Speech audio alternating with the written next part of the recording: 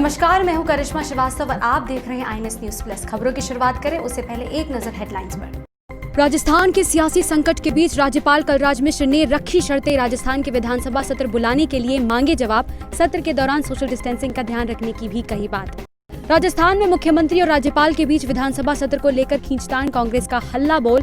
देश भर में कांग्रेस कार्यकर्ताओं ने किया प्रदर्शन, कई नेताओं को पुलिस ने किया डिटेन। दिल्ली अध्यक्ष अब बीजेपी कार्यकर्ताओं का केजरीवाल के घर के बाहर प्रदर्शन के दौरान बिजली के बिलों को किया आग के हवाले, साथ ही सीएम केजरीवाल का फूका पुतला। राजस्थान में चल रहे सियासी संग्राम में सोमवार को बड़ा बदलाव हुआ। राजस्थान में राजभवन द्वारा जारी किए गए बयान में कहा गया है कि अब राज्यपाल सत्र के लिए सहमत है, लेकिन सत्र संवैधानिक तौर पर ही होगा और इसके लिए राज्यपाल ने कई शर्तें भी रखी हैं। जानिए क्या हैं ये शर्तें। राजस्थान के राजनीतिक ड्रामे ने एक नया मोड़ ले लिया है। सोमवार को राज्यपाल कलराज मिश्र ने मुख्यमंत्री अशोक गहलोत की बात को मानकर राज्य सरकार को विधानसभा सत्र बुलाने की इजाजत दे दी है, मगर इसके लिए राज्यपाल ने मुख्यमंत्री के सामने कई शर्तें रखी हैं। राज्यपाल ने पहली शर्त यह रखी है कि विधानसभा सत्र 21 दिनों के नोटिस के बाद शुरू किया जाए। इसके अलावा राज्यपाल मिश्र ने कहा है कि विधानसभा सत्र शुरू होने से पहले सोशल डिस्टेंसिंग का पूरा ख्याल रखा जाए और बहुमत परीक्षण भी कराया जाना चाहिए। बता दें, राज्यपाल ने कई अन्य शर्तों का भी जिक्र किया है। वैसे इससे पहले 31 जुलाई को मुख्यमंत्री गहलोत ने सत्र बुलाने की मांग की थी।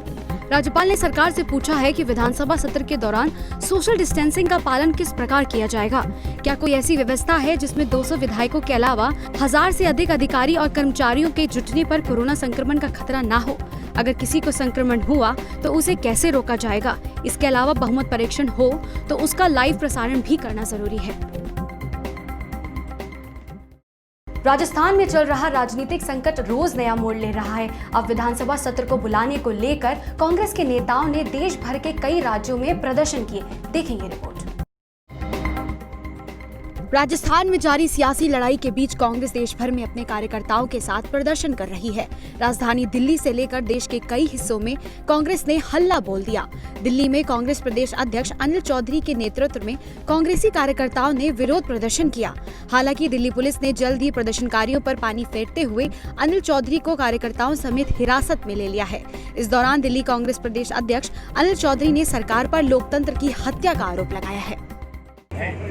राज्यपाल महोदय के यहाँ ये कहने के लिए जो भाजपा और केंद्र सरकार यानी मोदी और अमित शाह जी की सरकार जिस तरह से लोकतंत्र की हत्या कर रही, वो जो तुरंत देखने में आया है राजस्थान के अंदर चुनी हुई सरकार को जिस तरह से गिराने की कोशिश की जा रही है। आज देशव्यापी लोगों में गुस्सा है, रोष है और कांग्रेस ने ये आह्वान किया है कि इन सरकारों को लोकतंत्र की हत्या नहीं करनी चाहिए। इसीलिए हमारा शांतिपूर्ण तरीके से आज राज्यपाल के निवास तक मार्च था। देख सकते हैं पुलिस का बर्बर तरीके से लाना, ये अत्याचार फिर एक बार सिद्ध हो गया है। अमित शाह मोदी जब तक डरते हैं पुलिस को आगे करते हैं।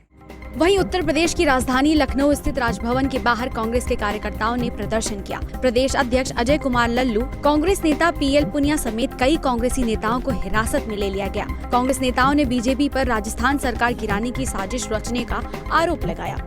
राजस्थान मामले को लेकर कांग्रेस केंद्र की मौजूदा सरकार से देश के लोकतंत्र को खतरा बताते हुए राष्ट्रव्यापी स्पीक अप फॉर डेमोक्रेसी अभियान चला रही है।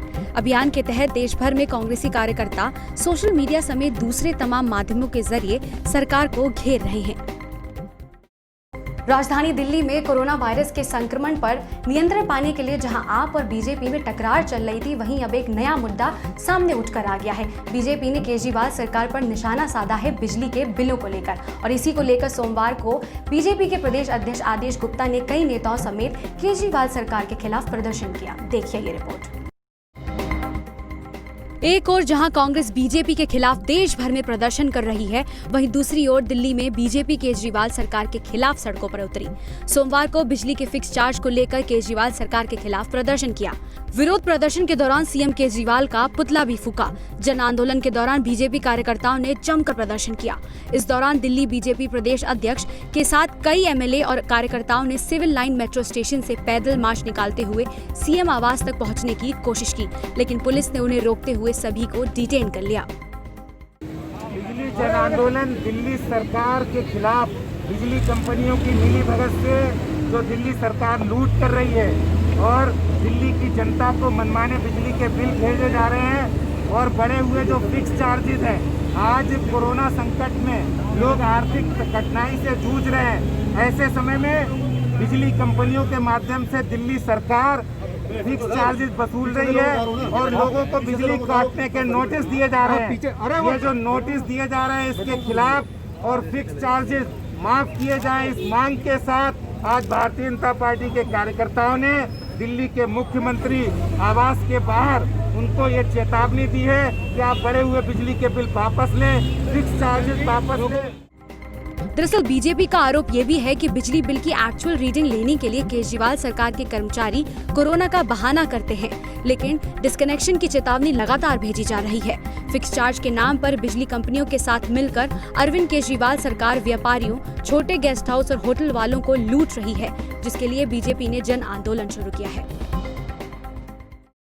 कोरोना के कारण बड़ी संख्या में लोग बेरोजगार हो गए हैं, लोगों के कारोबार चौपट हो गए हैं। इसी के मद्देनजर दिल्ली की सरकार ने आज एक जॉब पोर्टल लॉन्च किया है, जिसके जरिए बेरोजगार लोग जाकर उस पोर्टल पर जॉब सर्च कर सकते हैं और उनको कई सहूलियत मिलेगी। देखिए ये रिपोर्ट।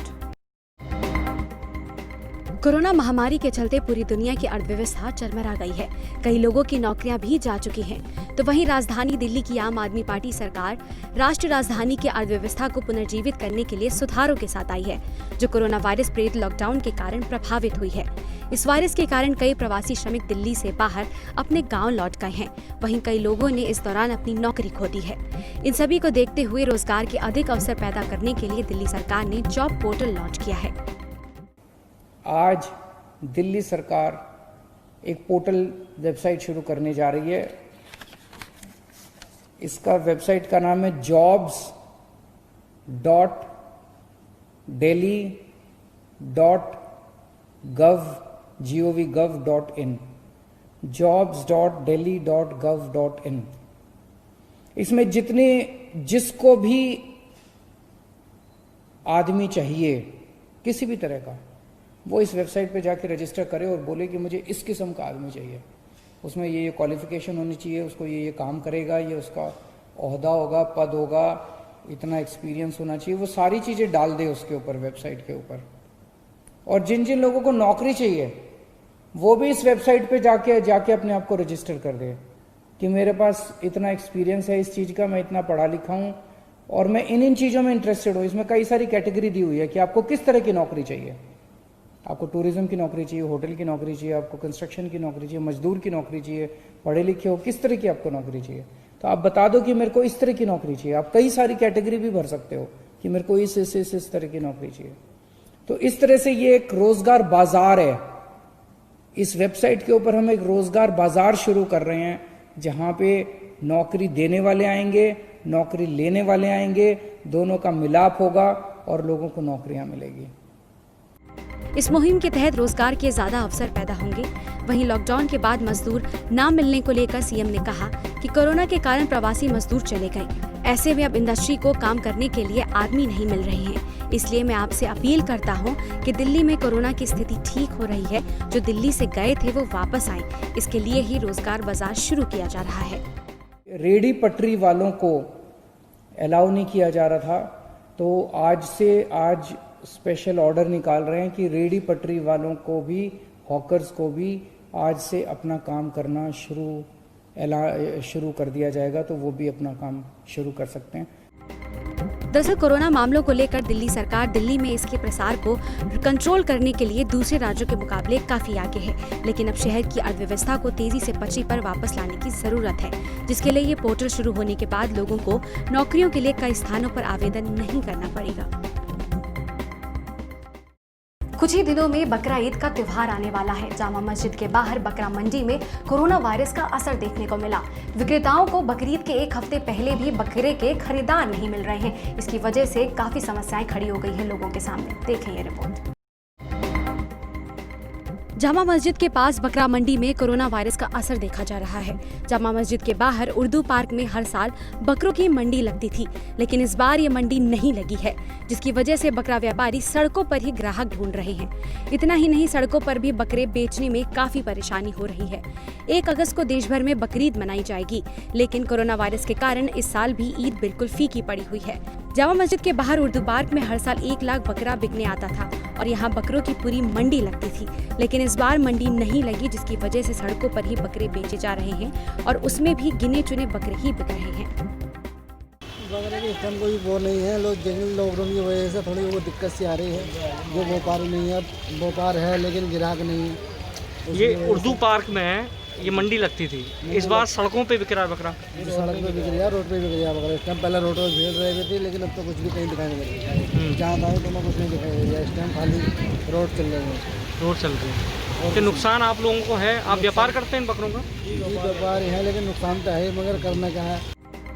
दरअसल हर साल कुर्बानी के लिए विक्रेता दूसरे राज्यों से भी बकरे मंगाते थे। राजस्थान, उत्तर प्रदेश के बरेली, बदायूं, हरियाणा के मेवात से बकरा जामा मस्जिद के बाहर उर्दू पार्क में बिकने आते थे, लेकिन इस बार सिर्फ स्थानीय बकरे ही बिक रहे हैं। त्योहार फीका होने के चलते कुछ विक्रेता घाटे में ही बकरों को बेच रहे हैं। आलम यह है कि जो विक्रेता सुबह से बकरा लेकर आ रहे हैं और उसे पूरे दिन तक कोई खरीद ही नहीं रहा है। व्यापार अब के बहुत कम हुआ है। व्यापार पहली बात तो बकरा लगने नहीं दे रहे यहाँ पर, और जो लग भी रहा है उसमें व्यापार इतना आ नहीं रहा है, उसको खरीदने के लिए खरीदा रेट वही लग रहे हैं, बहुत होने को। अच्छा, कितना दामों में कितना फ़र्क आ गया है? दामों में सर इस टाइम कम से कम बहुत फ़र्क आ रहा है। बकरा भी सीना रहा है, समझ लो 14,000 रुपये बच्चा, कोई 10,000 लगा रहा है, कोई 8,000 लगा रहा है। यानी कि 14,000 के बकरे के 10,000 रुपये लग रहे हैं। 10,000 रुपये। और उसमें भी लेके जा रहे हैं या नहीं जा रहे? नहीं लेके जा रहे सर, बहुत देर में सुबह से खड़े हुए हैं। मुस्लिम धर्म में 2 मुख्य त्योहार मनाए जाते हैं, जिसमें ईद उल अजहा और ईद उल फितर है। ईद उल अजहा बकरीद को कहा जाता है। मुसलमान यह त्योहार कुर्बानी के पर्व के तौर पर मनाते हैं। इस्लाम में इस पर्व का विशेष महत्व है। इस दिन लोग नमाज अदा करने के बाद बकरे की कुर्बानी देते हैं। INS के लिए मोहम्मद शोएब की रिपोर्ट। आज के लिए बस इतना ही, इजाजत दीजिए, नमस्कार।